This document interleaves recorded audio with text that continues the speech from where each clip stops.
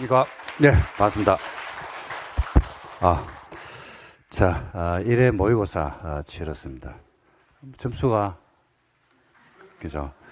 점수가 뭐 궁금해 할 수도 있고, 이제 여러분들이 제일 궁금해 하신 거는 아마, 모의고사 점수가 실제 내 시험에서 점수인지, 뭐 그런 부분들이 아마 상당히 궁금해 하지 않을까, 이런 생각을 합니다. 그래서 거기에 대한 설명을 좀 드리고, 시험이 이제 한 달 조금 넘게 남았거든요. 그래서 한 달 정도 남은 기간 동안 어떻게 마무리를 해야 될지, 그 다음에 또 여러분들이 어떤 거는 또 해서는 안 되는지, 어떤 걸 또 집중적으로 하셔야 되는지 등에 대해서 간단하게 말씀을 좀 드리고 수업을 진행을 하도록 하겠습니다. 30일 남았잖아요, 그죠? 30일 조금 넘게 남았습니다. 시험이 진짜 얼마 안 남았거든요. 이제 뭐 화살은 시위를 떠났다. 관역에 합격이냐 불합격이냐 어디에 이제 꼽히는지 문제죠, 그죠? 이미 제가 생각할 때는 지금 수업을 들으시는 분들은 합격 가능 권한에 다 들어와 있습니다. 들어와 있고 합격하실 수 있거든요.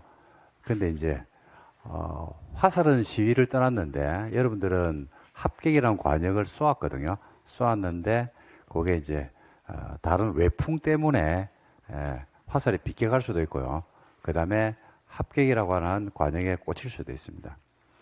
해서는 안 되는 행위가 있거든요. 해서는 안 되는 행위가 뭐냐면 화살이 합격이라는 관역에 꼽혀야 되는데 그게 빗나가는 경우가 있습니다.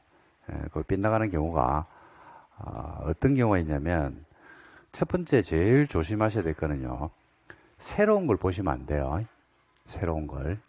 그러니까 남들이 뭐 좋다고 해서 이거 봤다가 저거 봤다가 이거는 여러분들 학창시절도 아마 그럴 겁니다. 학창시절 보면 공부 잘하는 애들 보면 이거 봤다 저거 봤다 안 하죠. 하나 보고 그냥 그걸 끝내버리죠. 근데 이제 불안하니까 그러면 충분히 뭐 이거 봤다 저거 봤다 이해됩니다. 불안하니까 그런 거죠. 그죠? 불안하니까. 근데 남한테 좋은 게 내한테 좋은 것은 아니다. 나한테 맞는 게 있거든요.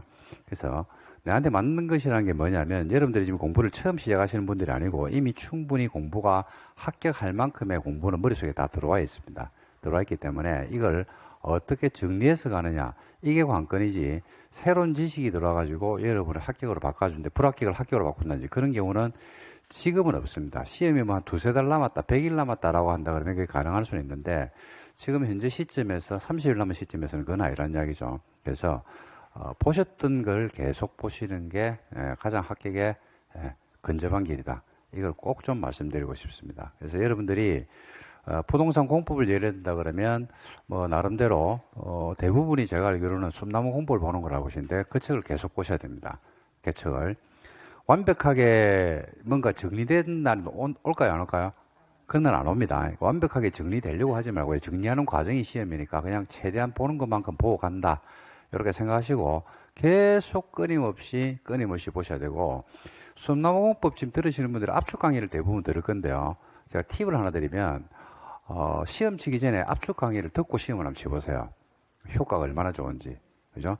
그래서 압축 강의를 공법 시험 치는 날은 꼭 그 전날 또는 그 당일날 다는 못 들을 수도 돼요. 들을 수 있는 만큼 듣고 시험을 항상 치르는 연습. 왜 그런 말씀을 드리냐면 그게 효과가 있으면요. 결국 무슨 말이냐면 시험 치기 전날 공법 그냥 압축 강의 듣고 시험 치러 가도 된다 이 말입니다.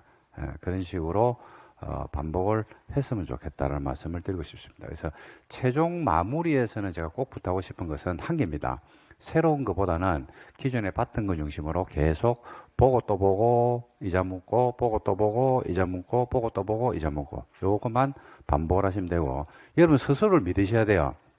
뭐를 믿어야 되냐면 합격할 만큼은 내 머릿속에 들어와 있다. 근데 그걸 뭘 못하기 때문에 떨어질까요? 합격할 만큼이 안 들어와서 시험에 떨어지는 게 아니고 만약에 떨어진다 그러면 그게 정리가 안 돼서 떨어지는 겁니다. 정리. 그 정리는 반복 속에 나오는 거기 때문에 꼭 좀 여러 번 반복을 해 두십니다. 얼마만큼 봐야 되느냐라는 질문을 하신 분들인데 최대한 많이입니다. 최대한 많이. 그죠? 5번보다는 6번이 낫고 6번보다는 7번이 낫고 7번보다는 8번이 낫고 최대한 많이 보는 게 관건이다. 이런 말씀을 드리고 싶습니다. 그 다음에 지금 우리가 이제 백선이 이제 끝이 나고 동행을 보잖아요. 그죠? 그 백선을 어떻게 활용할 것인가라는 문제인데, 동행 모의고사를 치릅니다. 동행 모의고사를 치르는데 선생님들이 아마 가장 엄선된 문제를 가져와서 문제를 치를 겁니다. 그럼 틀리는 경우들이 있어 없어요? 있죠. 그럼 여러분들 해설 보고 끝내면 안 됩니다. 해설은 없으니까 이제 수업 듣고 끝이 나면 안 된다 이 말입니다. 그럼 예를 들어서 오늘 요 시험 문제 중에서 지금 뭐 보니까 3번에 보니까 금표율 높은 순서로 찾아라는 문제가 있거든요. 그 금표율인데 이거 실수로 틀릴 수 있어 없어요? 있죠. 그럼 어떻게 되냐면 금표율 관련 문제를 지금 문제보다 한 문제보다는 좀 더 보완해야 되는데요. 해야 되겠죠. 그때 이제 백선을 보시고 백선에서도 문제가 좀 부족하더라라고 하면 어디로 가야 돼요? 예? 그죠? 예상 문제나 기출 문제 이런 데 봤던 거 새로운 거 안 돼. 봤던 걸 갖다 가지고 문제를 보완해서 보시고 그 안에서 해결을 하는 쪽으로 가셔야 됩니다. 그래서 우리가 이제 문제를 지금 여러분들이 동형 모의고사를 치르다 보면 문제를 틀리는 파트도 있고 헷갈리게 하는 파트도 있고 맞추는 파트도 있는데 여러분들 어떻게 문제를 지금 개수를 헤아려야 되냐면요. 답이 3번 같기도 하고 4번 같기도 같은데 3번을 찍었어. 맞췄어. 그럼 맞춘 겁니까? 틀린 겁니까? 틀린 겁니다. 그거. 틀린 거로 간주하고 그걸 보완을 하셔야 돼요. 근데 그걸 갖다가 여러분들이 그죠? 실수로 틀린 거, 실수로 맞추는 것들이, 찍어서 맞추는 것들이 있거든요. 그걸 맞춘 개수에 넣으면 안 돼요. 지금 모의고사이기 때문에. 그래서 그걸 틀렸다고 생각하고, 예를 들어서 3번, 4번인데, 3번 같아가지고 3번을 찍었거든요. 그런데 시험에서 그게 엄청나게 좋은 일인데, 실제 시험에서 3번, 4번 같은데 3번을 찍었는데 4번이 답이 될 수가 있단 말입니다. 그걸 보완을 안 하고 들어가면 나중에 구멍이 또 뚫리게 돼 있습니다. 그래서 그런 부분들을 여러분들이 찾아서 보완하는 작업들을 꼭 병행을 하신다 그러면 실력은 올라갈 겁니다. 그래서 여러분들이 이렇게 생각하시면 돼요. 지금 여러분들이 받는 점수에서 개인적으로 받는 점수가 제가 몇 점인지는 모르겠는데 일주일에 한 개 내지는 한 개 반 정도만 더 맞추겠다라는 심정이면 훌륭한 점수가 나오지 않을까요? 한 개 내지는 한 개 반 정도만 맞추겠다. 뭐 예를 들어 점수가 조금 많이 부족한 분들은 일주일에 2개씩만 더 맞추겠다. 뭐라는 심정이면 일주일에 2개를 더 맞추면 40점은 6점이 됩니다. 근데 일주일에 2개를 맞출 수가 있거든요. 왜냐면 80점이 일주일에 2개를 맞추는 게 아니고요. 지금 40점들이 일주일에 2개를 맞추고 50점들이 일주일에 1개를 맞추는 거는 중급 난이도 문제를 해결하면 되고 헷갈리는 걸 좀 안 헷갈리게 하면 되거든요.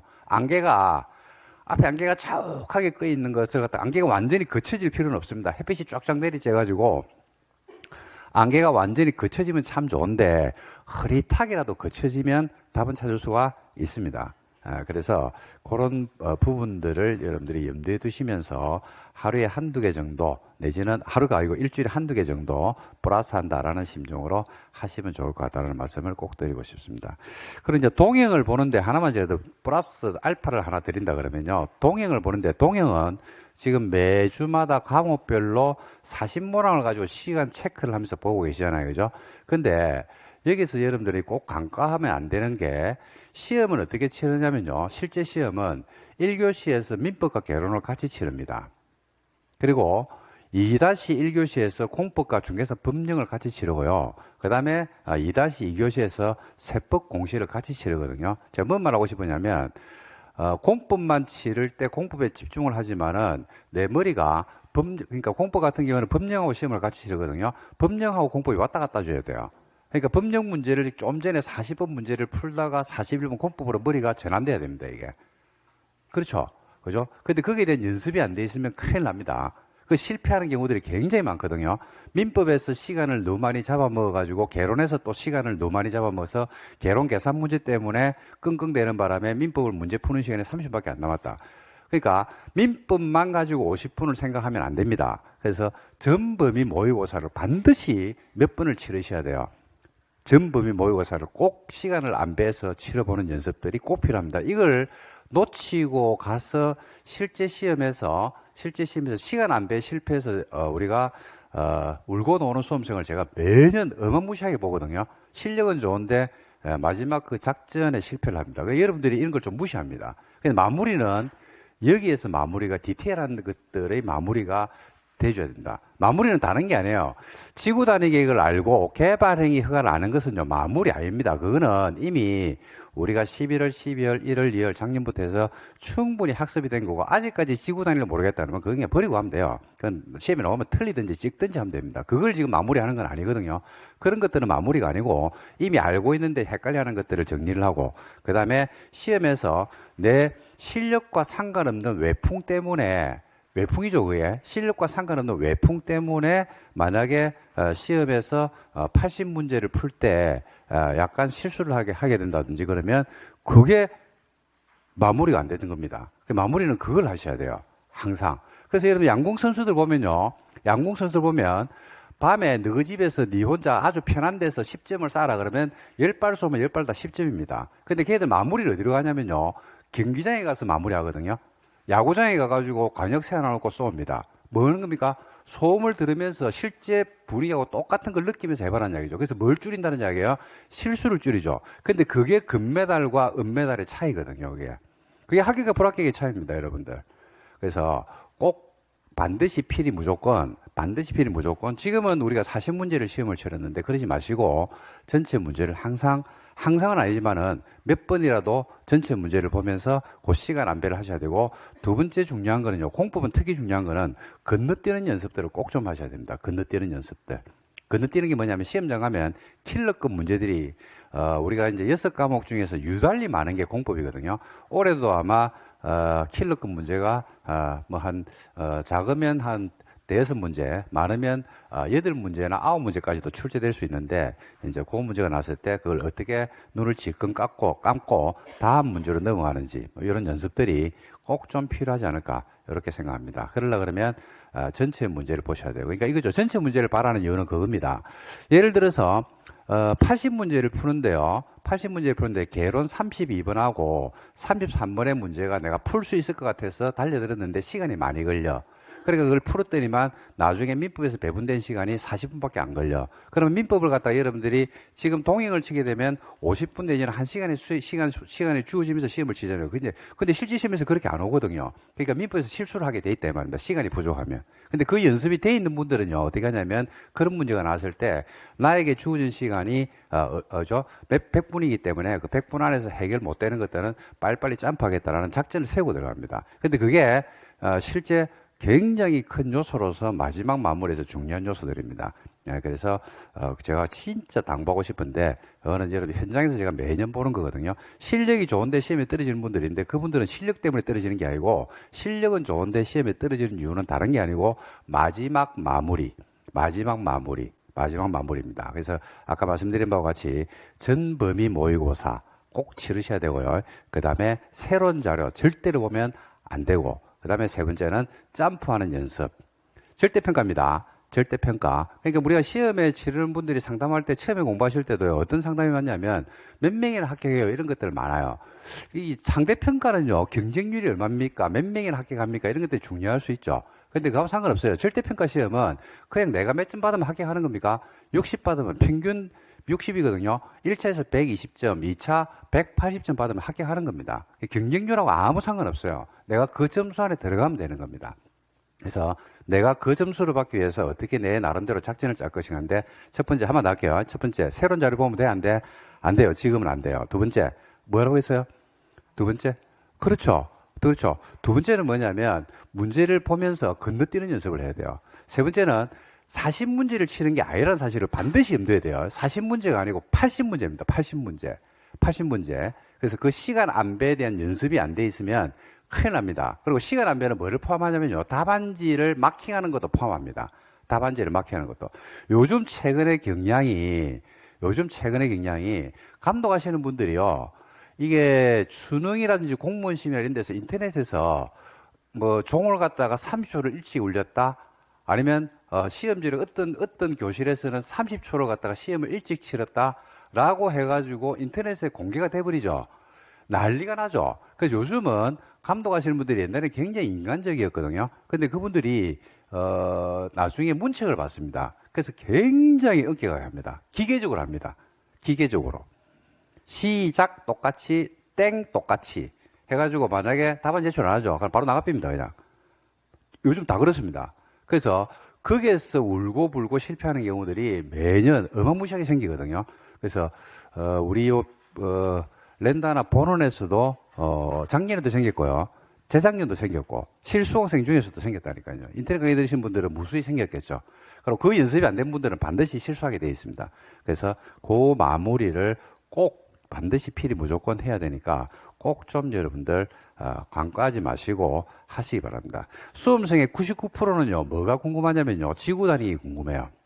개반의 허가를 더 궁금해합니다. 근데 저는 그거 아니라고 보거든요. 이제 그거는 끝났어요. 그거는 끝났고 설령 거기에서 한 문제를 틀린다 하더라도 그런 시간 조절이라든지 이런 것들이 제대로 될 수 있다 그러면 저는 충분히 합격 가능권에 들어온다. 120점 받는다. 그리고 2차에서 180점은 받는다. 라는 말씀을 드리고 싶습니다. 그래서 아까 말씀드린 부분들을 꼭 좀 유념해서 여러분들 정리를 했으면 좋겠습니다. 첫 번째 뭐라고 했어요? 새로운 거 보면 안 됩니다. 두 번째는요? 점프하는 연습하셔야 돼요. 세 번째는 그죠? 시간 배분. 시간 배분은 관념 속에서 시험장 가서 그렇게 해야지 절대로 안 됩니다. 시험장 가면 총알이 빗발치거든요. 시험장 가서는 안 되고 연습을 하고 들어가야 됩니다. 여러분들 우리 올림픽, 축구, 야구 등등 프로 하는 애들 보면 거기에 대한 모의고사 연습들을 어마무시하게 하고 들어가거든요. 하고 들어가도 만다 실수를 합니다. 그리고 시험은 매주 치르는 게 아니고요. 1년에 한 번입니다. 1년에 한 번. 거기서 아차 실수해버리면 1년이라는 세월이 여러분들이 공부하는데 얼마나 좀 힘듭니까? 제일 힘든 게 여러분들의 노력이거든요. 제일 진짜 중요한 게 소중한 게 노력인데 그 노력이 진짜 이상한 것 때문에 한순간에 물거품이 될 수 있다. 근데 나는 시험장 가서 그런 실수는 안 해야지. 아닙니다. 안 해야지 관념 속에 되는 게 아니고 그거는 행동 속에서 내 몸 속에서 어느 정도 체도가 돼 있어야 되니까 그게 꼭 필요하지 않을까 이렇게 생각합니다. 자, 요 정도 말씀을 드리고 나머지 또 시험에서 필요한 게 있으면 수업을 하면서 말씀을 드리도록 하겠습니다. 자, 모의고사 동형 모의고사 1회입니다. 해설 한번 진행을 해보도록 하겠습니다. 전반적으로 문제는 그냥 중급 난이도로 맞췄거든요. 중급 난이도로 맞춰서 하에 해당하는 문제도 크게 많지도 않고요. 상도 별로 많지도 않고 중급 난이도에 맞췄습니다. 앞으로 계속 문제 수준은 우리가 시험에서 당락을 지고 있는 것은 상이 아니고요. 하도 아니고요. 중입니다. 중급 난이도가 우리의 시험에 당락을 지고 있거든요. 그래서 왜냐하면 필요한 점수가 몇 점이냐면 평균 60입니다. 180점이기 때문에 80점에서 80점, 90점 돼서 맞춰야 될 문제를 맞춰가지고 합격하고 그런 시험이 아니기 때문에 실수를 줄이면 합격하는 시험이거든요. 그래서 중급 난이도에 맞춰서니까 여러분들도 그 수준 범위를 한번 확인해 보시기 바랍니다. 자, 시험은 치렀으니까 해설 한번 해보도록 할게요. 자, 1번입니다. 기본 계획입니다. 자, 기본 계획에 대한 설명이다. 옳은 것은 이랬는데, 시험에서는 기본 계획 아니면 광역은 둘 다도 내지만은 둘 중에 한 개는 무조건 놓는다라고 보시면 되겠습니다. 자, 그래서 기본 계획에 대한 설명인데, 자, 1번. 기본 계획은 어디에서 관할 지역 안에서 생활권역별 생활 상황을 표현하는 생활권 계획을 포함한다, 포함하지 않는다? 포함을 한다. 그죠? 작년에 신설됐죠. 그죠? 그래서 포함하지 않는다. 틀렸습니다. 포함하죠. 그죠? 그리고 생활권 계획이 작년에 시험 문제 나왔죠? 생활권 계획이 수립된 경우에는 그죠? 뭐가 수립된 것으로 본다? 기본 계획이 수립된 것으로 본다. 작년에 뭐로 나냐면 생활권 계획이 수립되면 관리 계획이 수립된 것으로 본다. 이렇게 나와가지고 그게 답이었거든요. 아니고 기본 계획이 수립된 것으로 보고 생활권 계획을 만들 때는 어떤 절차를 준용하게 돼 있다? 기본 계획의 절차, 수립과 승인이라는 절차를 준용하게 돼 있습니다. 그래서 1번 틀렸습니다. 2번 기본 계획은 관리 계획 입안에 뭐가 된다? 지침이 되는 계획이다. 딱 한 개 알고 있는 게 답이죠. 맞죠, 그죠? 전혀 하자 없죠. 2번이 맞네요. 3번 관할구역의 전부 또는 일부에 대해서 광역이 수립되어 있는 시로서 당의 광역도시계획에 기본계획의 내용이 모두 포함되어 있습니다. 그럴 때는 기본계획을 수립하지 아니할 수도 있다. 여러분 기본계획은 수립이 의무입니까? 재량입니까? 의무죠. 기본계획은 관할지역에서 수립을 하야죠. 근데 예외적으로 기본계획 수립이 재량인 경우가 있어요? 없어요? 있어요. 그래서 어떤 경우에 재량인지를 이제 아셔야 되는데 기본계획은 어디에서 수립하는 게 원칙이냐면 원칙적으로 관할지역 안에서 수립하는 게 원칙입니다. 그죠? 이런 기본계획은 수립을 원칙적으로 해야 한다, 할 수 있다, 하여야 한다. 기본계획 수립해야 돼요. 관할지역안에서. 관할지역의 발전 방향은 나타내줘야 되거든요. 근데 예외적으로 재량인 경우가 있어요, 없어요? 있죠. 수립을 안 하는 게 아니고 재량이라는 것은 해도 되고 안 해도 된다 이거죠. 어떤 경우에 안 하는데 할 때 두 개죠. 뭐한 경우? 그죠? 미비한 경우. 다른 말로 하면 경미한 경우, 경미. 그죠? 경미한 경우입니다.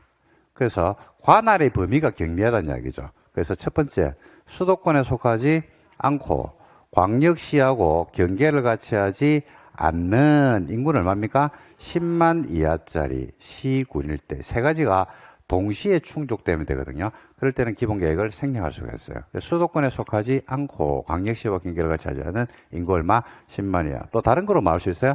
대체할 수 있어 없어요? 있죠. 근데 대체는 기본계획을 센터로 놓고 봤을 때 기본계획보다는 밑에 있는 계획, 지침을 주는 관리계획으로 대체할 수는 없고 기본계획보다는 상위계획으로 대체해야 되니까 기본계획의 상위계획이 뭐로? 광역으로 대체해서 우리가 광역도시계획이 만들어져 있으면 기본계획을 생략할 수가 있어요. 근데 광역으로 대체를 하려고 그러면 기본계획을 대체하기 때문에 광역이 기본계획으로 만들어지는 지역의 관할을 얼마를 포함하고 있어야 돼요?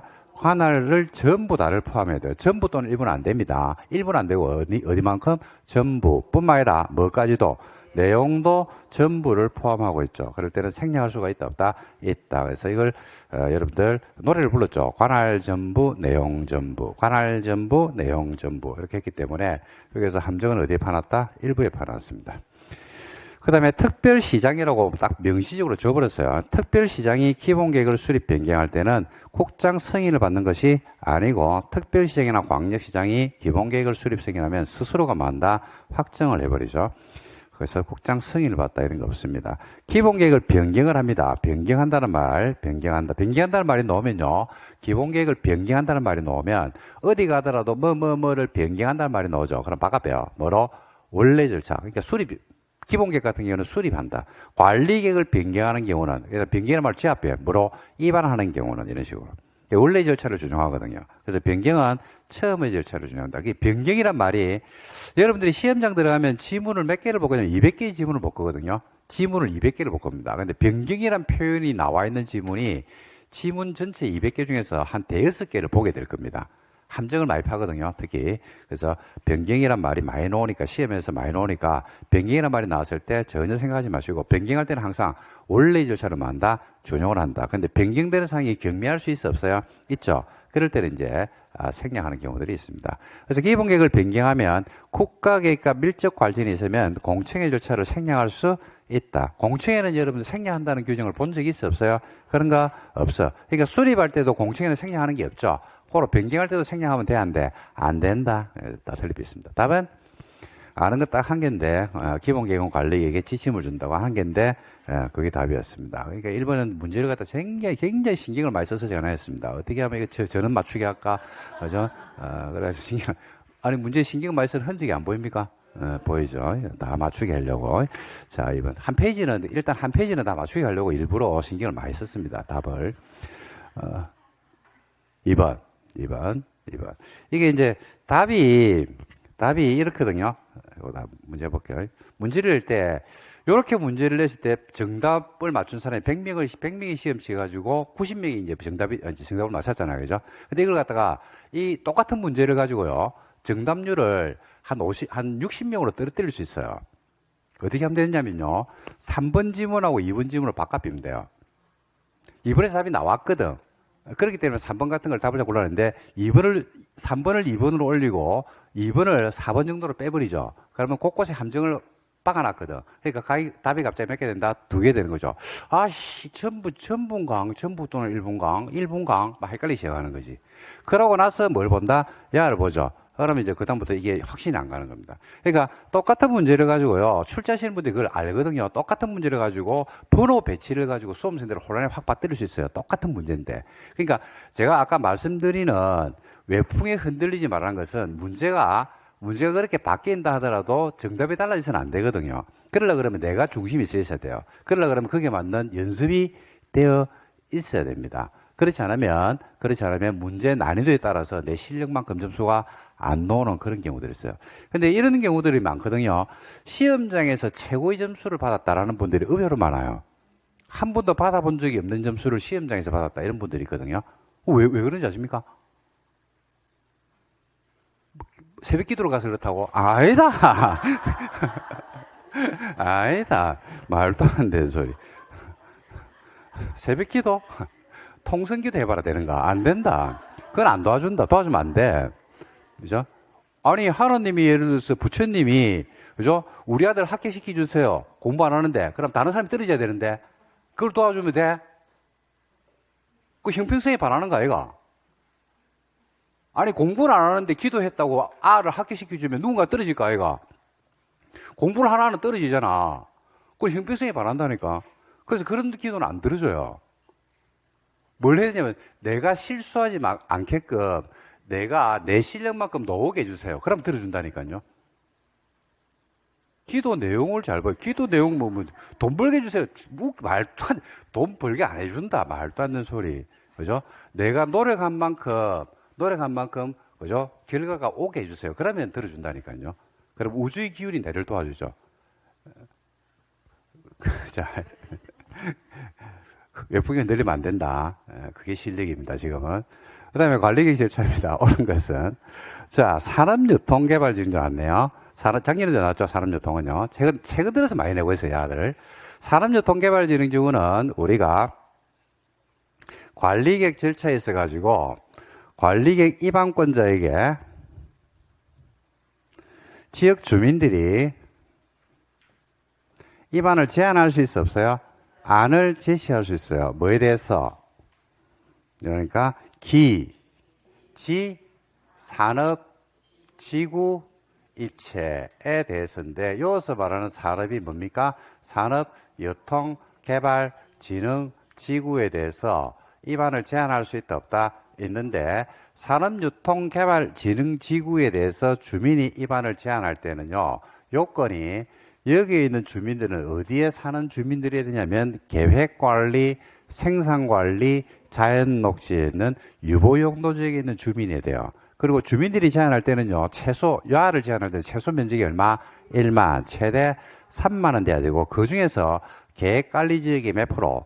50% 이상이 확보가 되면 입안권자가 받아가지고 도교의 자문을 거쳐줘요. 그 요건 안 갖추죠. 그럼 자문을 안 해요. 그리고 결과 통보 해줘 안 해줘? 해주겠죠. 며칠? 45일. 비용 부담 시킬 수 있다. 이렇게 해서 절차 검토에 들어가는데 요 요건을 통과 못 했죠. 그러면 입안 들어왔을 때 그냥 서류를 어떻게 된다? 쓰레기통에 던집힙니다.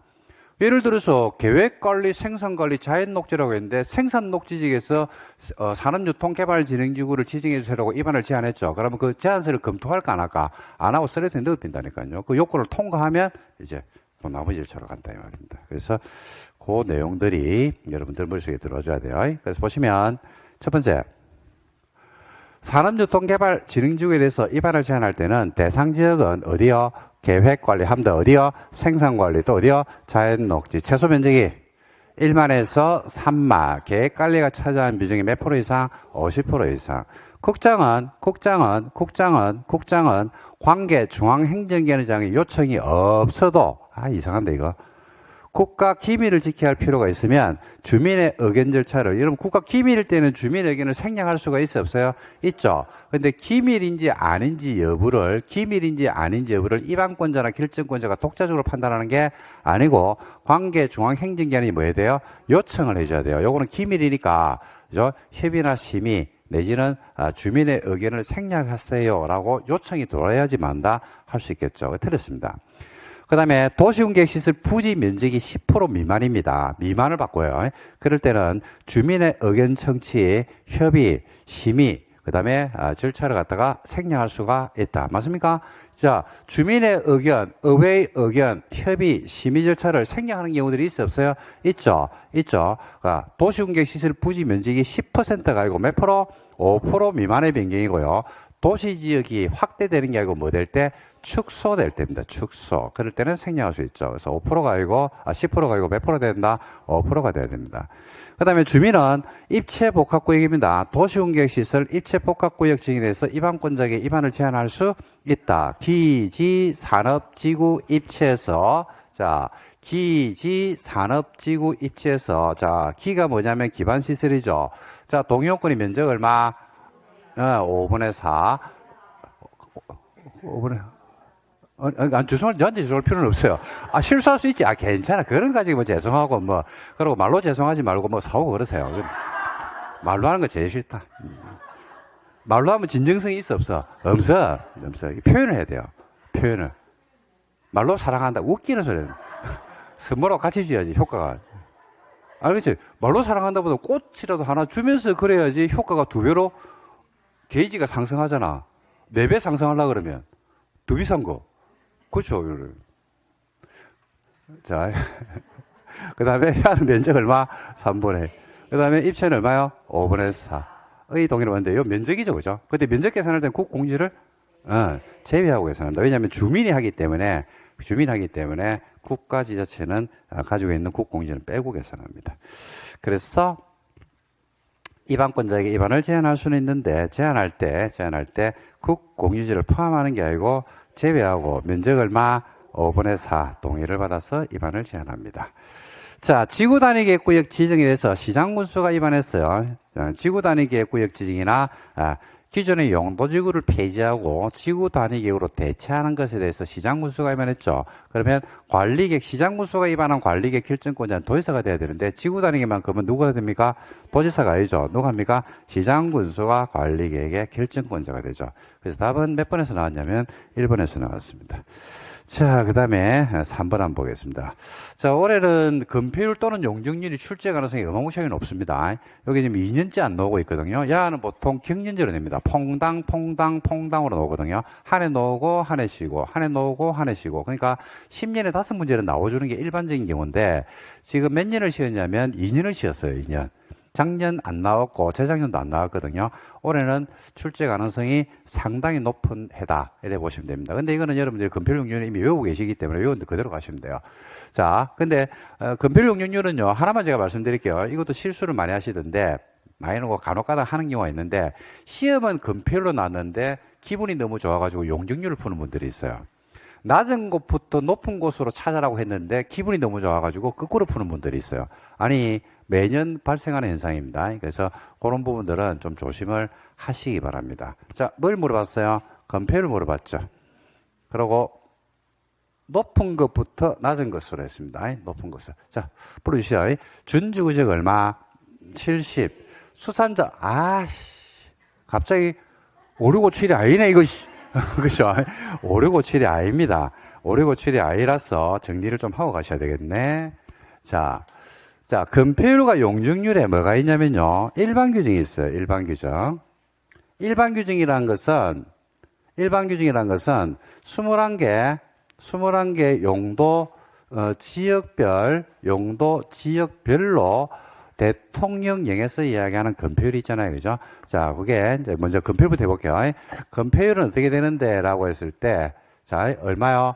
5, 6, 5, 7에 9, 8, 8, 7, 777, 222, 계획관리 40, 나머지는 얼마? 20입니다.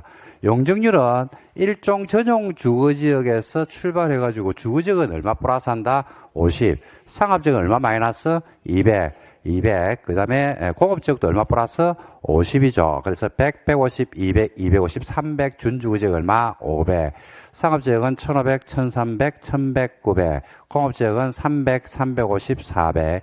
녹지는 보존만 80이고 나머지 두 개는 100. 계획관리 100, 나머지 80 이렇게 됩니다.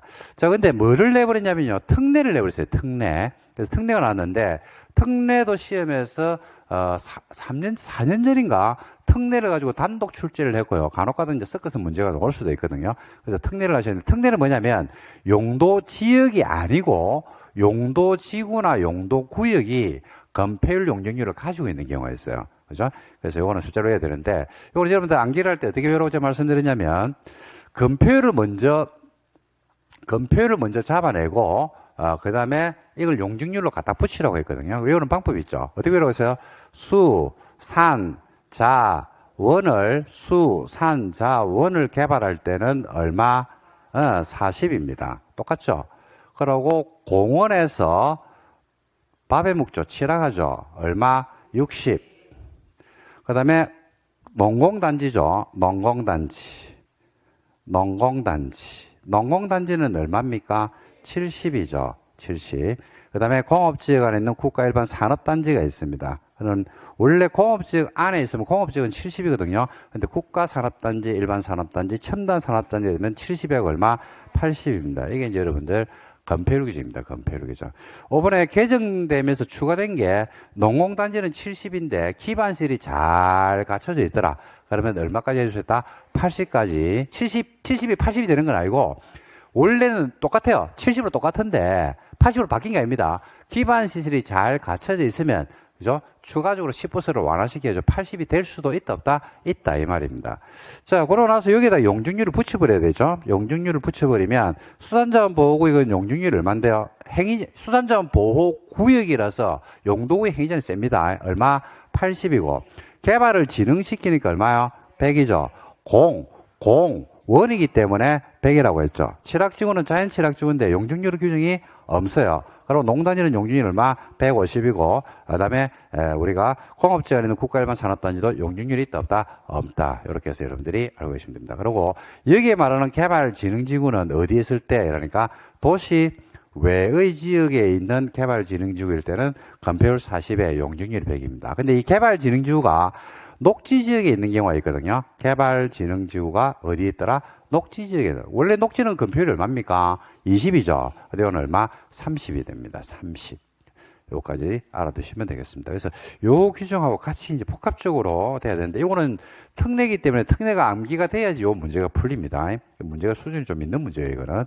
자, 그래서 준주구지역 70인데, 수산자원 보호구역 아까 얼마라고 했어요? 건폐율이니까 40이죠. 전용공업지역은 건폐율이, 공업지역은 777이죠. 일단 1번 탈락입니다. 그리고 생산녹지는 얼마야? 20, 건폐율이니까. 유통상업지역 건폐율 얼마입니까? 9, 8, 8, 7, 80이죠. 농공 70이죠. 그죠? 일종 일반주거지역은요, 5, 6, 5, 7이니까 60이네요. 그 다음에 생산관리지역은 얼마요? 20이죠. 20. 그러니까 순서대로 된 것은 2번이 순서대로 됐네요. 높은 순서에서 낮은 순서로 된 건 2번이네요.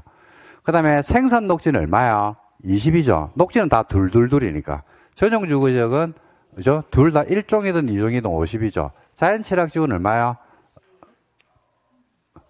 60이죠. 자연취락지구는 60.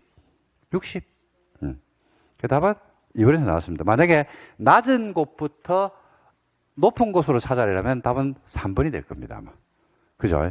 그 다음에 중심상업지역은 아시다시피 90이고, 전용공업지역은 777. 3종 일반주거는 5, 6, 5, 7에서 50입니다. 2종 일반주거지역은 얼마? 60이 되겠죠. 근린상업지역은 5, 6, 5, 70이고, 일반상업지역은 80이고, 2종 전용주거지역은 1, 2종 전부 다 얼마요? 50이죠. 농림은 얼마? 20. 이렇게 해서 순서대로 똑바로 된 것은 답은 2번이 되겠습니다. 이거 이제 실제 시험이었다라고 한다 그러면 2번을 찍고 그냥 3, 4, 5번은 보면 안 됩니다. 바로 다음 문제로 점프하셔야 됩니다. 자, 그 다음에 4번 한번 보겠습니다. 도시지역에 대한 설명입니다. 옳은 것은 이랬습니다. 도시지역이라는 용도지역만 묶어놓은 거예요. 1번. 도시지역이 세부 용도지역으로 지정이 안 돼서 도시가 주상공도로 안 나눠져 있습니다. 그죠? 그러면 행위자는 어디로 갑니까? 제일 센 곳으로 가야 되죠. 도시에서 제일 센 곳이 어딘데요? 그죠? 자연환경 본적이 아니죠. 무슨 녹지? 보전 녹지가 돼야 되거든요. 틀렸네요. 이번에 녹지지역 안에 있는 농지로서 시설 사업에 필요하지 않대요. 시설 부지가 아니래. 그럴 때는 농지증 발급 받는다, 안 받는다? 받아야 됩니다. 시설 부지는 농지증 발급을 안 받아도 되는데, 시설 사업에 필요하지 아니한 농지는, 그죠? 농지증 발급을 받죠. 그래서 농지 취득 자격 증명하는 규정을 적용하지 않는 게 아니고 적용한다. 그리고 주거지역에서는 접도구역 안에서 건축제한 규정을 적용한다, 안 한다? 안 합니다. 그죠? 접도구역 안에서의 건축제한은 어디에서는 적용하지 않는다? 도시에서는 적용하지 않는다. 도시. 그죠? 주, 상, 공, 녹 전부 다 접도구역 안에서 건축제한 규정은 적용을 안 하죠. 그 다음에 4번에 도시지역에 연접한 항만구역으로 지정이 되면, 지정고시가 되면 도시지역으로 결정고시가 된 것으로 본다. 맞습니까? 맞죠. 여기서 포인트가, 4번에서 포인트가 뭐예요? 그렇지. 잘한다, 진짜. 여기 포인트죠. 그죠? 이걸 틀리게 내려고 그러면 도시지역으로 결정된 것으로 본다. 이렇게 함정을 팍 파버립니다. 결정이 아니고 뭐 된 것으로 본다? 고시된 것으로 본다. 고시까지. 그죠? 공유수면 매립지 같으면 결정된 것으로 본다. 근데 이거는 도시지역으로 결정 고시가 된 것으로 본다. 이랬죠. 그죠? 그래서 답은 4번입니다. 그 다음에 주거지역, 상업지역, 공업지역은 조례로 세분이 가능한데 녹지는 조례로 세분할 수 없다고 하고, 자, 조례로 세분 가능한 용도지역은 4개. 주, 상, 공, 녹입니다. 그래서 틀렸죠. 그 다음에 5번 한번 볼까요? 용도지구에 대한 설명이 나오는 것입니다. 고도지구와 중요시설 보호지구는 조례가 정하는 바에 따라 추가적 세분. 조례에서 추가적으로 세분하려고 그러면, 그죠? 어디가 됩니까? 경, 중, 특. 경관지구, 중요시설 보호지구, 특정 용도 제한지구. 그래서 고도지구와 시설보호지구는 조례가 세분하는 것이 아니고 경, 중, 특. 그 다음에 시도 대도시는 연안 침식이 진행 중이거나 우려되는 연안 침식 관리구역으로 지정된 지역에서는 방제지구로 지정을 할 수 있다가 아니고 방제지구로 지정을 하여야 한다. 탈락할 수 있다. 이렇게 여기서 탈락입니다. 그리고 해당 관리계획의 내용에는 방제지구 안에서 재저감대책을 포함하여야 한다. 그 포함이 되는 바람에 재예방시설을 설치했죠. 그럴 때는 혜택을 줍니다. 혜택. 그래서 주, 상, 공업지역에서는 용적률 얼마? 140. 녹지관리, 농림, 자연환경 분지에서는 건폐율 얼마? 150 범위안에서 완화 적용을 할 수 있다. 그거까지 기억 다 하셔야 돼요. 그 다음에 용도지구 행위제한은 뭐가 원칙입니까? 용도지역은 행위제한의 법적 근거, 행위제한의 근거는 아셔야 돼요. 용도지역은 어디가 되고 대통령령에서 건축제한, 건폐율, 용적률 제한하고 용도지구는 행위제한 어디서 합니까? 조례에서 합니다. 조례. 그리고 용도구역은 법 또는 시행령. 예를 들면 그린벨트 같으면 개특법 또는 그 시행령에서 하거든요. 그래서 용도지구의 행위제한이기 때문에 대통령령이 원칙이 아니고 뭐가 원칙? 조례가 원칙입니다. 시도 대도시는 일반 주거지역과 전용공업지역과 생산관리지역의 복합용도지구를 지정한다. 이것도 시험에 잘 내죠. 복합용도지구는요, 복합 멀티입니다. 멀티. 아무데나 지정되는 게 아닙니다. 아무데나 지정되는 게 아니고 전용주거지역과 준주거지역 사이에 있는 일반주거지역, 전용공업지역이나 중공업지역 사이에 있는 일반공업지역, 도시하고 비도시 사이에 있는 계획관리지역의 복합용도지구가 지정돼서 전용주거지역과 준주거지역 사이에 있는 일반주거지역의 복합용도지구가 3분의 1 범위 안에서 지정이 되면 준주거지역에서 허용되는 일부 건물을 지을 수 있고요. 일반공업지역에 지정된 복합용도지구는 중공업지역에서 허용되는 건물의 일부를 지을 수 있다 없다? 있다. 이렇게 보시면 되겠습니다.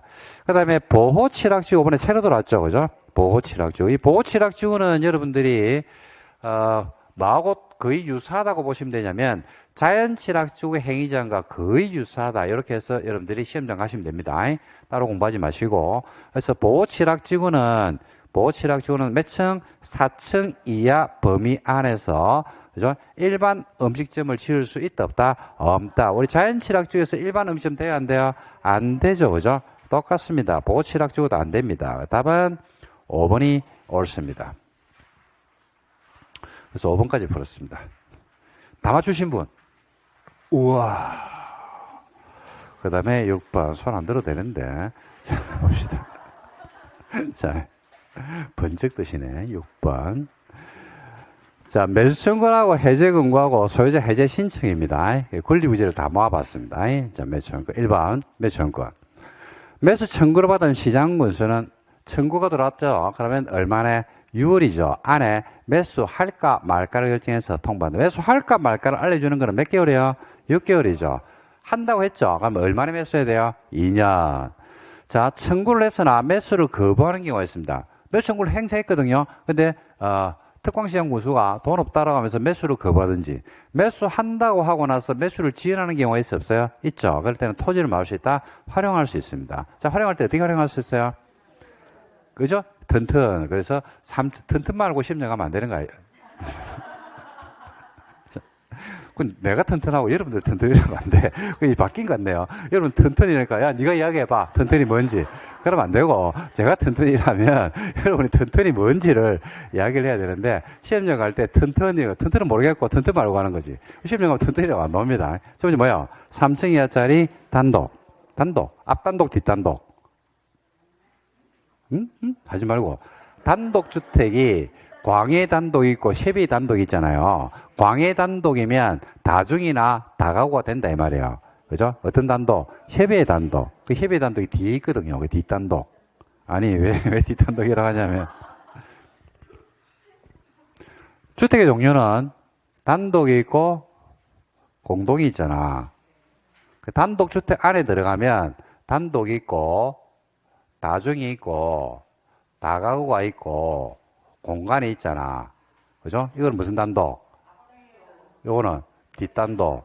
그래서 우리가 이야기하는 3층의 단독일 때 그 단독은 뭘 말한다? 이걸 말하죠. 뒷단독. 협의 단독. 그 다음에 뭘 지을 수 있어요? 일종건생이 다 되죠. 일종건생. 그 다음에 이종건생을 지을 수 있어 없어요? 있죠. 이종되죠. 근데 이종은 다 됩니까? 다 되는 건 아닙니까? 다 되는 거 아니죠. 안 되는 게 있죠. 안 되는 거 불러주세요. 뭐? 그렇죠. 노래, 또. 단란, 또. 안마, 또. 노래, 또. 다중생활시설. 됐죠? 공작물을 설치할 수 있다, 없다? 없다. 그죠? 자, 됐습니다. 그건데, 여기 지금 보니까, 매수 청구를 했으나 매수를 거부했죠. 그럼 허가를 받아서 2층의 뭘 지을 수 있다? 산후조리원을 지을 수 있다. 산후조리원. 산후조리원이 뭐야? 산후조리원? 그죠? 일정. 그러니까 일종 건생을 지을 수 있다. 이렇게 3층 이하짜리 일종을 지을 수 있다. 이렇게 안 내고 일종 종류를 낸 겁니다. 이렇게 잘 냅니다. 시험 요즘. 그죠? 그래서 맞죠? 산후조리를 놓는 순간에 이제 갑자기 이제 흔들리는 겁니다. 그러니까 대충 막 턴 해가 들어가는 순간에 시험장 가니까 산후조리를 놓는 거지. 그러면 이제 당한다. 그러니까 이제 이렇게 자꾸 범위를 확장해서 그 안에서 반복이라는 것은 새로운 걸 보려고 하지 말고 아는 것 중에서 조금씩 들어가서 가로 아래에 있는 단서 규정이라든지 이런 것들을 자꾸 이제 추가해서 보시면 됩니다. 그 다음에 지자체장은 도시공객 시설 결정 고시된 시설, 갈로 알 보니까 국장이 결정 고시한 시설 중에서 중앙행정기관장이 직접 설치하는 시설을 빼고 설치할 필요가 없어요. 그러면 현황과 단계별 편객을 어디에 보고한다? 의회에 보고합니다. 그리고 의회에 보고할 때는 국장이 관리구역 결정 고시에서 중앙행정기관장이 직접 설치하게 하는 시설을 만다 빼고 보고를 해야 된다. 맞네요. 장이 해제 근거에 대한 보고를 받은 의회는 장에게 해제 근거할 수 있고 해제 근거라면 보고가 의회에 접수가 된 날로부터 얼마 안에 90일이죠. 안에 해제를 근거하는 서면을 누구한테 보내줘야 돼요? 장한테 보내줘야 된다. 그럼 장은 얼마나 해제를 했냐면 1년 안에 해제를 해야 되고 지금 문제는 안 나왔는데 여러분들이 요 파트에서 시험에 제일 많이 나왔던 거는요. 시장군수가 해제돼서 결정 권한이 있다 없다. 그래서 누구한테 신청해야 돼요? 도지사. 그 부분을 조심을 하시면 됩니다. 소유자의 해제 신청이 있으면 소유자는 도시공객시설 입안권자에게 해제 입안을 신청할 수 있고 입안권자는 신청이 들어왔죠. 그러면 얼마 안에? 3개월 안에 입안해 주는 게 아니고 입안할까 말까를 알려줍니다. 한다라고 했든지 안 한다고 할 수도 있어 없어요? 있죠. 그러면 통지한 날로부터 이행돼야 돼요. 이행은 몇 개월 안에 돼야 된다? 6개월 안에 이행돼야 된다. 이행되는 시기는 3개월이 아니고 몇 개월? 6개월이죠. 그래서 5번이 잘못됐습니다. 6개월입니다, 여러분. 이행되는 시기는 6개월 안에 이행이 돼야 된다. 그 다음에 7번 한번 보겠습니다. 도시 외의 지역이네요. 비도시 지역의 지구단위계획구역 지정에 대한 설명이다. 옳은 것은 했습니다. 지정하고자 하는 구의 면적이 50% 이상이 계획관리지역이나 생산관리지역에 해당된다. 50% 이상이 지정하고자 하는 구역의 50% 이상이 계획관리 또는 생산관리지역입니까? 계획관리지역이 됩니까? 계획관리지역에 되죠. 나머지 용도지역은 어디에 있어야 돼요? 생산관리 또는 보전관리면 되죠. 50%가 넘으면 계획관리입니다. 여러분 틀렸죠? 계획관리지역 말고 지구 단위 계획구역에 포함될 수 있는 나머지 용도지역은 보전관리 또는 농림이 아니고 무슨 관리? 생산관리가 돼야 되거든요. 생산관리나 보전관리. 농림은 아니죠. 그 다음에 3번에 지정하고자 지역의 공동주택 중에서 아파트나 연립주택 건설 계획이 포함되면 원칙적으로 비도시 지역의 지구단위 계획구역이 지정되려면 토지 면적이 얼마? 3만인데 아파트나 연립주택 건설 계획이 포함되면 얼마나 된다? 30만 원 돼야 되고 초등학교 용지가 이미 확보되어 있고 자연보전권적으로 묶여져 있으면 30만이 아니고 얼마? 10만이면 돼요. 10만. 계획관리지역에 지정된 산업유통개발진흥지구에서는 지구단위 계획구역을 지정할 수 없다. 여러분, 자, 개발진흥지구는 용도지구이기 때문에 지정을 할 때 특정 용도지역과 결합해야 됩니다. 주거개발진흥지구는 어디에 있어야 돼요? 계획관리. 산업유통은 어디에 있어야 돼요? 계획관리, 생산관리, 농림. 관광휴양개발진흥지구는 어디에 있어야 돼요? 도시 외. 특정개발진흥지구는 어디에서 된다? 계획관리. 그러니까 개발진흥지구가 어디에서 무조건 다 된다? 계획관리지역에 있으면 다 되죠. 근데 그래서 별도로 안기할 거는 뭐를 이용하라고 했냐면 산업유통을 이용하라고 했을 겁니다. 산업유통개발진흥지구는 어디는 당연히 되고 계획관리지역은 당연히 지정할 수 있다 없다? 있죠. 그래서 없다 했기 때문에 틀렸습니다. 산업유통은요 어디에 지정되냐면 다시 한 번 더 계획관리, 생산관리, 농림. 그죠? 틀렸죠. 계획관리지역 외의 지역에 지정된 개발진흥지구 안에서 건축 제한에 있어 가지고 계획관리지역 외면요 아파트나 연립은 허용이 된다 안 된다? 안 된다. 그래서 두 개로 나눠드렸죠. 계획관리지역에 지정된 개발진흥지구는 아파트나 연립을 지을 수 있다. 계획관리지역 외면 지을 수 없다. 그래서 두 개는 정규 강의하면서 제가 나눠드렸을 겁니다. 그래서 답은 몇 번이 된다? 5번이 되겠습니다. 그 다음에 8번 볼까요? 개발행위 허가 제한입니다. 아이고 허가 뭡니까? 제한이에요. 제한. 개발행위를 맞아 제한해버리겠다는 이야기죠. 허가를 제한한다는 것은요. 허가 요건을 막 못 갖춰가지고 불허가 나는 건 아닙니다. 요건은 충족을 했는데 허가 요건은 충족했죠. 근데 제한하겠다. 그래서 궁금한 게 두 개죠. 왜 제한하는데? 두 번째는 얼마 동안 제한하는데 기간하고 이유가 시험에 나옵니다. 자, 왜 제한하는지를 보면요. 첫 번째, 녹지 계획관리 지역에 수목이 집단적으로 자라고 있거나 조수류가 집단적으로 서식하든지 우량동지로서 보존할 필요가 있으면 허가를 제한할 수 있다. 3년 동안. 연장 안 돼. 개발로 환경경관 문화재가 오염되거나 손상될 우려가 있으면 허가를 제한할 수 있다. 연장 안 되고 3년 동안. 그 다음에 기본계획이나 관리계획을 수립하고 있는 ING 지구단위 계획구역으로 지정만 돼가지고 곧 계획 수립할 예정인 지역 기반시설 부담구역으로 지정만 돼 있는데 곧 계획을 수립할 예정인 지역은 원칙 3년인데 한 번에 2년을 연장해서 합의 몇 년? 5년. 연장할 때는 도계의 심의를 거치지 않고 연장할 수 있는데 바로 나와버렸네요.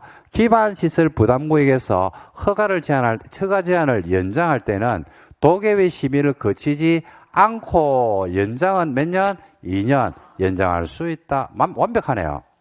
1번이네요. 개발행위의 제한기간이 1번에서 답을 못 찾으면 이제 이게 괴로워지는 겁니다. 다 헷갈리는 겁니다. 2년이다 이러니까 2년인가 3년인가 2년 같기도 하고 3년 같기도 하고 5년 같기도 하고 막 헷갈리는 거 시험장에서. 몇 년이에요? 제한기간은 원칙 3년. 원칙은 3년이죠. 그죠? 플러스 연장할 때는 몇 번? 한 번. 몇 년? 2년. 건축 허가 제한은요. 원칙 2년. 개발 행위 허가 제한은 원칙 3년. 그 다음에 지구 단위 계획구로 지정만 됐어요. 최장 3년 범위 안에서 허가가 제한. 최장은 몇 년입니까? 연장이 되니까 5년이죠. 연장이 되잖아. 지구 단위 계획구로 지정된 지역은 연장 가능하니까 최장이란 몇 년? 5년. 생산관리지역인데 수목이 집단적으로 자라고 있는 지역은 3년 동안 허가 제한될 수 있다. 자, 수목이 집단적으로 자라고 있는 지역은요, 그죠? 허가가 제한될 수는 있어요. 근데 생산관리가 아니야. 그죠? 녹지하고 어디에서? 계획관리지예요, 계획관리죠. 그러니까 1번에서 답을 못 찾으면 스스로 자초위난에 빠져가지고 이제 답 못 찾습니다. 전부 다 이상한 지문이 보이는 거지. 4번. 밀도관리구역은 개발행위 허가 제한 지역으로 포함이 된다, 안 된다? 안 된다. 밀도관리는 없어요. 그런 거 없어. 답은 1번입니다. 9번. 유발계수입니다. 낮은 것부터 높은 순서로 찾아라는 겁니다. 우리가 제일 낮은 게 0.7이잖아요. 그죠? 자, 엄마는 어디 있고? 벌써 놀러 갔나? 엄마는 어디 있고? 그러니까, 엄마 놀러 갔는데 이러지 말고, 엄마 지금 백화점에 있는데 이러지 말고, 자, 자, 단도 공동이죠. 아는 어디로 가고? 학교. 엄마는 백화점 놀러 가고, 아는 학교 땡땡이 치고, 그러면 안 되잖아. 그죠? 그래서, 아는 학교죠. 교육연구시설. 또, 아버지는 업무시설. 같죠? 0.7입니다. 그리고 자는 곳이죠. 자는 곳. 아빠서 자는 곳이 0.9 의료시설. 놀러 가서 자면 숙박시설 1.0입니다. 그 다음에 일종건생이 2종보다는 낮잖아요. 그죠? 근데 일종건생하고 뭐하고 똑같냐면요. 판매하고 똑같아요. 판매. 1.3입니다. 그 다음에 1.4가 두 개인데요. 교회 들렀다가 영화 보러 갈 때. 교회가 뭐야? 종교시설. 영화 보러 가는 게 뭐야? 문화집회시설. 그 다음에 2종이에요. 2종. 2종건생 1.6. 그 다음에 제일 센 게 뭐냐면 위락이죠. 위락 다음으로 센 게 관광 휴게시설 1.9입니다. 1.9. 그래서 그 정도는 여러분들이 암기가 돼줘야 되거든요. 그래서 여기 지금 보니까 알고 있는 게 공동주택 야가 제일 낮죠. 그죠? 낮은 것부터 찾으라 했거든요. 그러니까 공동주택이 제일 낮은 건 알잖아. 그래서 찍어도 2번, 4번 중에 찍어야 돼요. 설마 이 5개 몰라가지고 찍었는데 3번을 콱 찍어놔놓고 기도하고 해봐야 소용없다. 그죠? 그 다음에 일종건생 의료 관광 휴게시설이 있는데 다 숫자를 모를 수 있다니까요. 근데 제일 높은 게 뭔지는 알죠? 관광이죠. 에이씨. 똑같네. 자, 그러면 이제 답을 결정하는 거는요. 기업하고 디귿입니다. 기업. 일종건생하고 의료 중에서 어디가 높아요? 그렇죠. 일종이 높죠. 그러니까 공동주택이고 그 다음에 뭐야? 의료. 0.9. 그래서 디귿이죠. 디귿. 답은 2번이네요. 10번. 도시공객 시설사업과 단계별 집행계획에 대한 설명입니다. 오는 것을 했습니다. 단계별 집행계획은 원칙적으로 단계별 집행계획의 수립권자는요. 관리계획의 입안권자, 사업시행자입니다.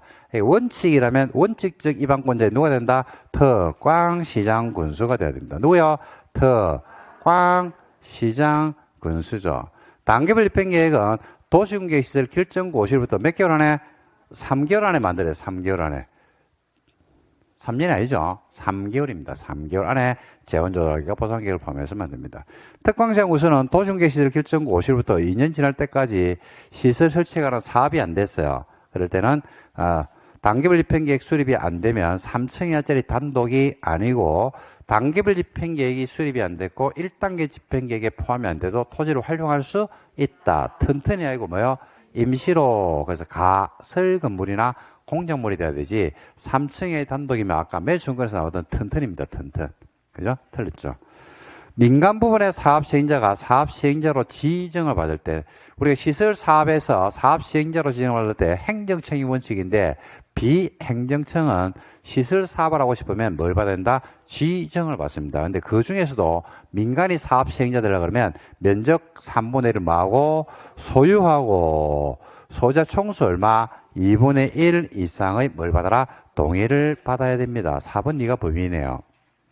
5번에 사업 시행자는 반드시 행정청만이 될 수 있는 것은 아니고 비행정청은 행정청한테 가서 뭐 받으면 지정을 받아서 위임받아서 사업을 할 수가 있고 그 비행정청이 사업을 하면서 처분 행위를 하는 경우가 있어요? 없어요? 있어요. 권력적 행위를 했을 때 여기 피해자가 행정쟁송을 제기할 수 있는데 이때 그 비행정청을 상대로 해서 행정심판을 제기하면 돼? 안 돼? 안 되고 누구를 상대로 제기한다? 지정권자.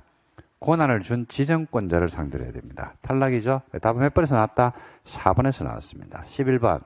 공간 재구조화 계획에 대한 설명입니다. 틀린 것은 있는데, 공간 재구조화 계획은 관리 계획의 절차를 준용하기 때문에 관리 절차를 준용한다라고 보시면 되고, 뭐를 체크하시면 관리 계획과 차이점들이 간혹 가다가 몇 개 있거든요. 그거 뭐 대표적인 차이점이 있다 그러면 관리계획 결정권자는요, 시도 대도시 예외국장인데 공간 재구조화 계획의 결정권자는 누굽니까? 대도시가 안 들어옵니다. 누구요? 시도지사가 돼요. 시도지사가.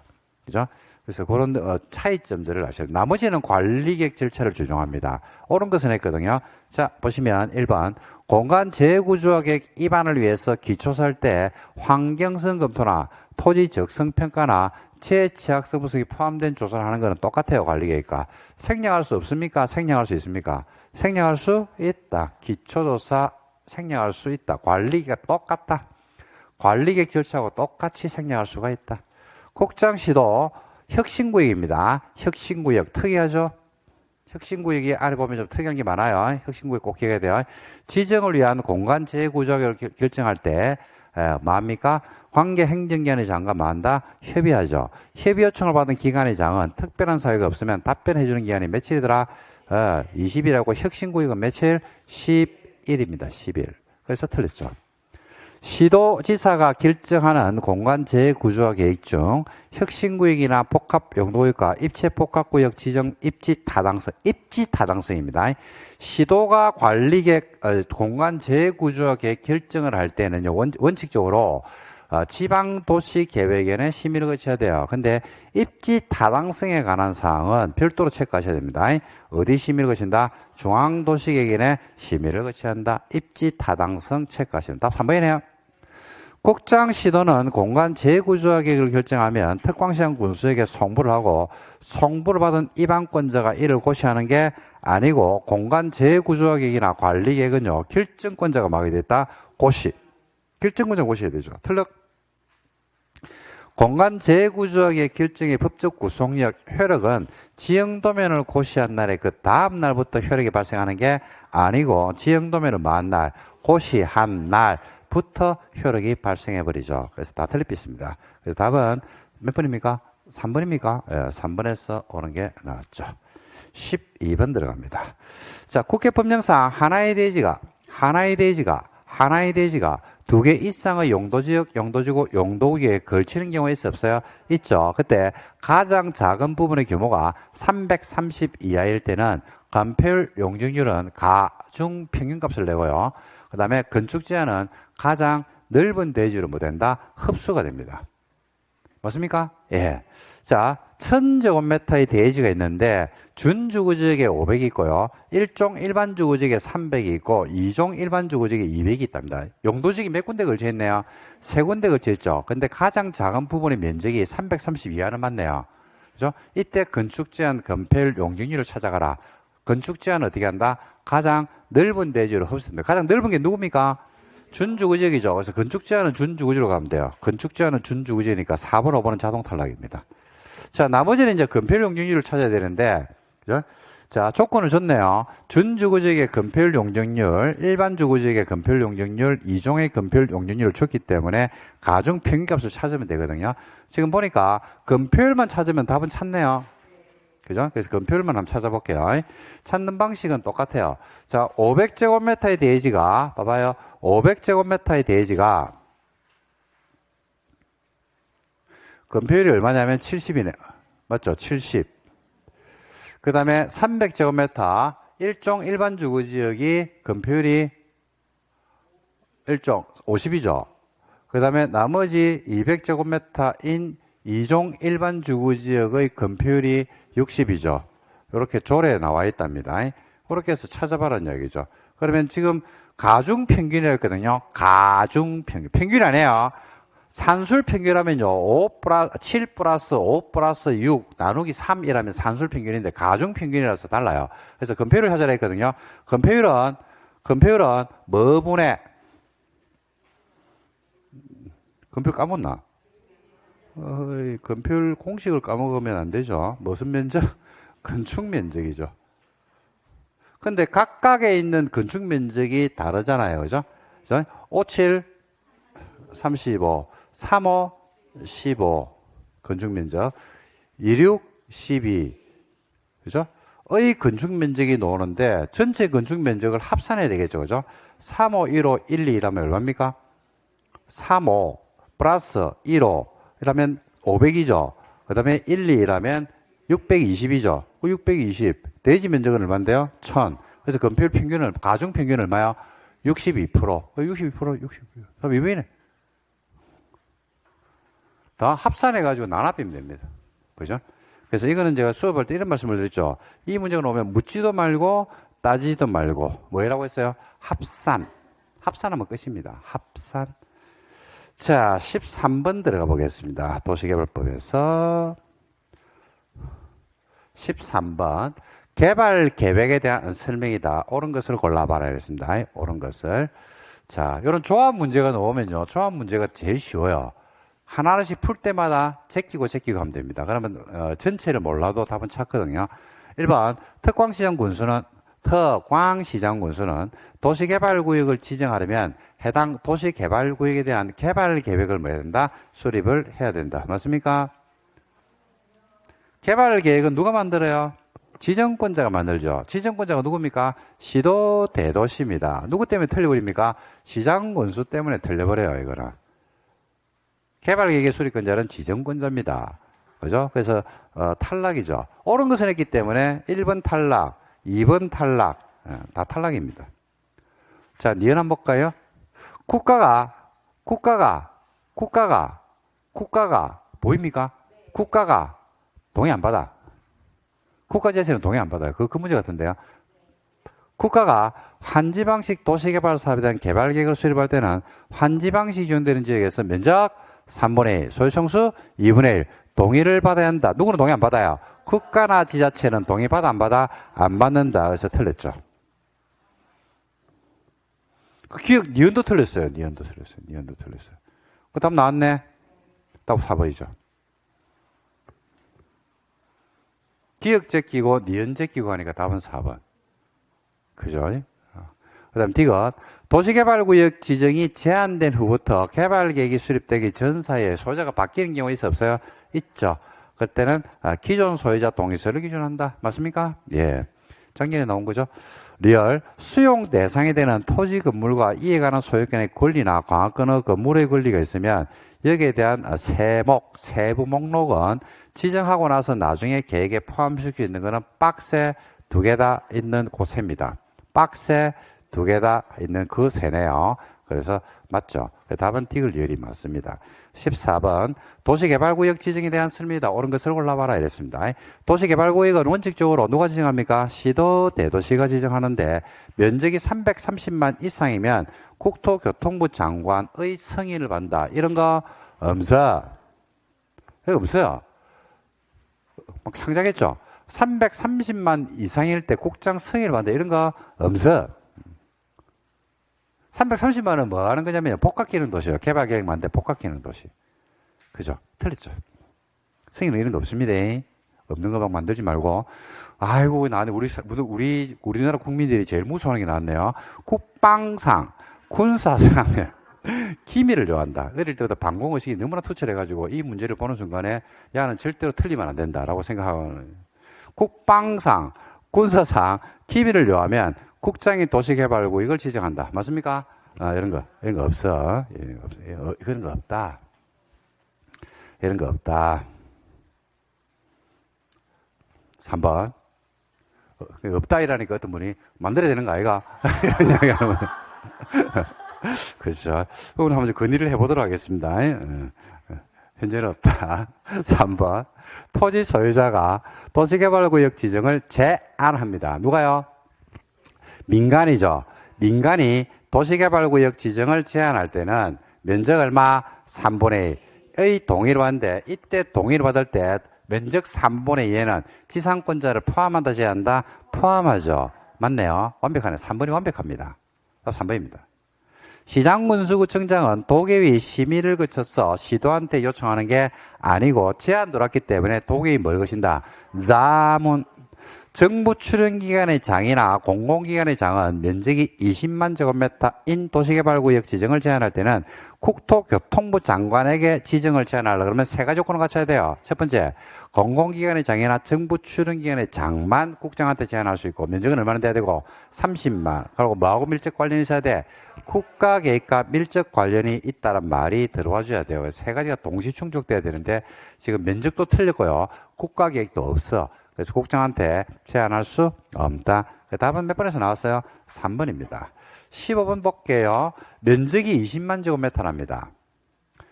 농림지역에 자연취락지구가 지정되어 있답니다. 자, 요건이 좀 많죠? 자, 농림지역, 토지면적이 얼마래요? 20만이라죠. 용도지역은 뭐랍니까? 농림이죠. 자연취락지구가 지정됐다. 자연취락지구를 보는 순간에 도시지역과 지구단위, 도시개발구역이 지정되면 도시지역과 지구단위 계획으로 지정된 것으로 본다. 단, 지구단위 계획구역이 이미 지정되어 있거나 취락지구로 지정된 경우는 그러하지 않다. 그리고 농림지역은 비도시이기 때문에 그죠? 도시개발구역 지정되려면 면적이 주, 상, 자, 생 1만 이상, 공업 3만 이상, 비도시 30만 이상은 돼야 되거든요. 20만이라서 안 될 수 있는데 취락지구는 면적 기준을 적용한다 안 한다? 안 합니다. 그죠? 이런 내용들이 이제 여러분들 정리가 돼야 돼요. 볼게요. 도시개발구역을 지정할 때 공청회를 개최하여야 하려 그러면요. 면적이 얼마나 돼야 돼요? 100만 이상은 돼야 돼요. 그죠? 근데 20만이기 때문에 공청회 개최해야 하는 것은 아니다. 개발 계획을 수립하고 나서 나중에 도시개발구역을 지정을 하여야 하는 것은 아니고 거꾸로 갈 수도 있죠. 그리고 개발 계획 안에 세목이 반드시 포함되어야 되는 것은 아니고 지정하고 나서 박스에 2계단은 나중에 포함할 수도 있다 없다? 있다.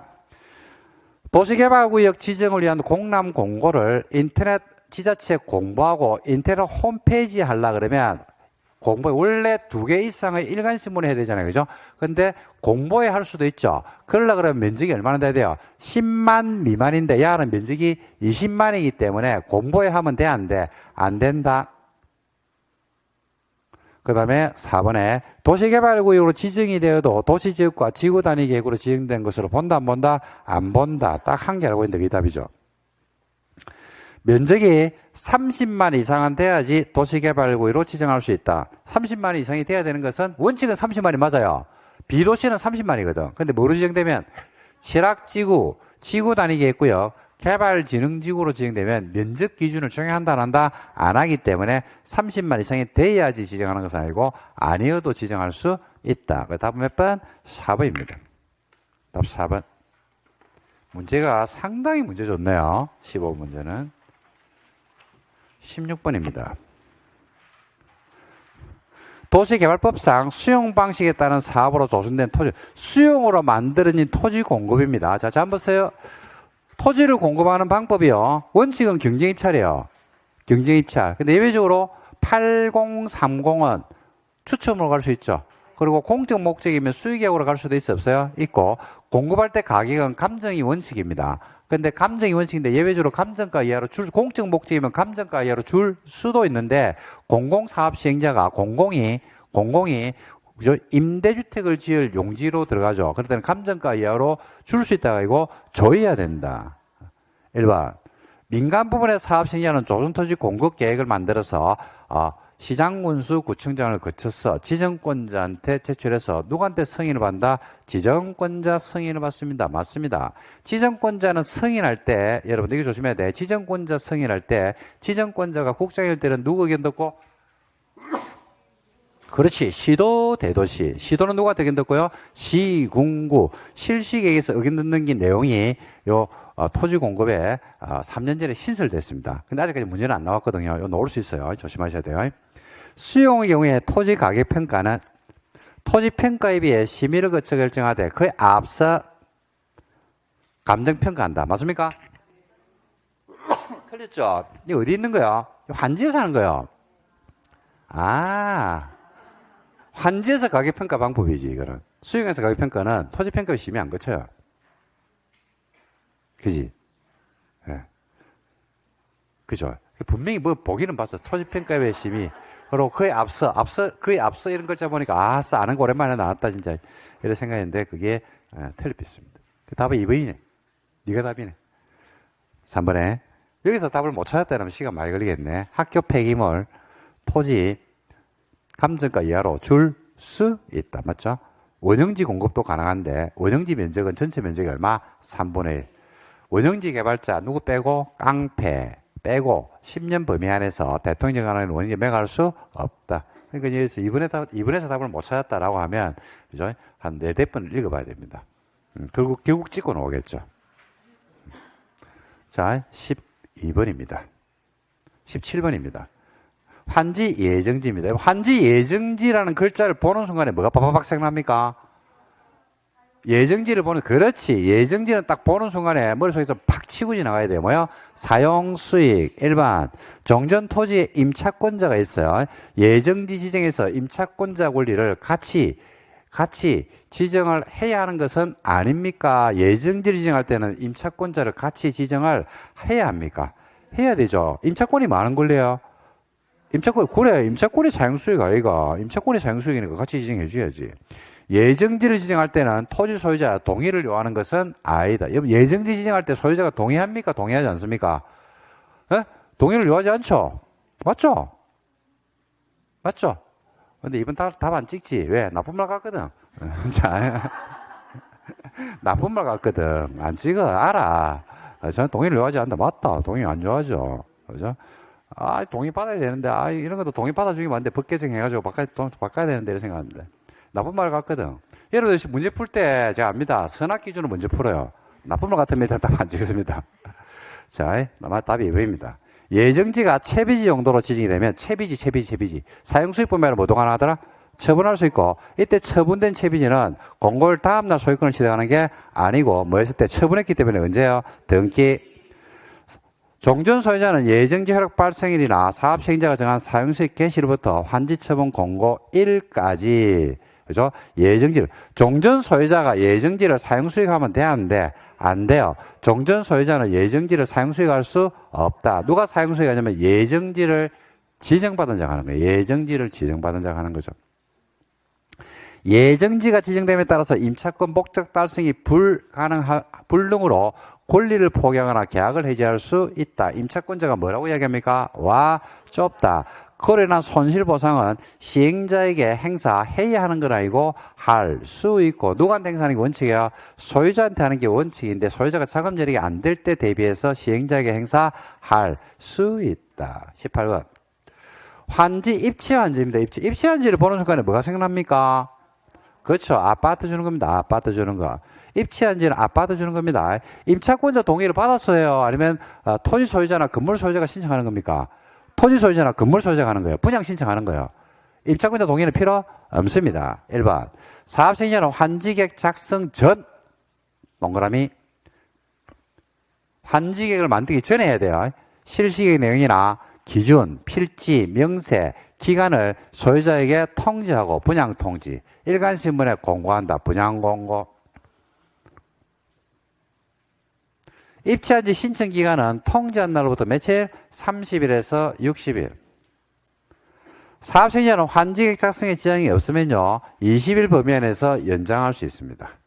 입치한지를 받을 때는 4번에 소유자는 임차권자 동의를 받아서 신청 기간 안에 입치환지를 신청하는 게 아니다. 임차권자 동의 받는다, 안 받는다? 안 받아도 된다. 임차권자 필요 없죠. 입치한지 하는데 임차권자 동의. 임차권자가 반대한다고 뭐 입치한지 못하고 뭐 그런 거 없습니다. 이게 어디하고 연결되냐면요, 우리 정비사업에 보면 개선사업 있죠. 개선사업에 보면, 달동네 정비사업 보면 방식이 4개거든. 셀프, 수용, 환지, 그 다음에 관리처분계. 요 환지가 뭐야? 요 환지가 입치한지거든요. 그리고 개선사업을 할 때는 토지등 소유자 얼마? 3분의 2. 세입자 과반수. 근데 세입자 과반 동의를 생략하는 경우들이 있더라. 어떤 게 생략하냐면, 환지는 세입자 과반 동의를 생략합니다. 왜? 입치한지에서 세입자한테 동의받으란 말이 없거든. 우리 동의 안 받는다고 했다, 이거. 요거하고 연결되는 겁니다. 입치한지 할 때 주택 공급할 때는 1세대 1주택 공급을 원칙으로 한다. 맞습니까? 맞죠?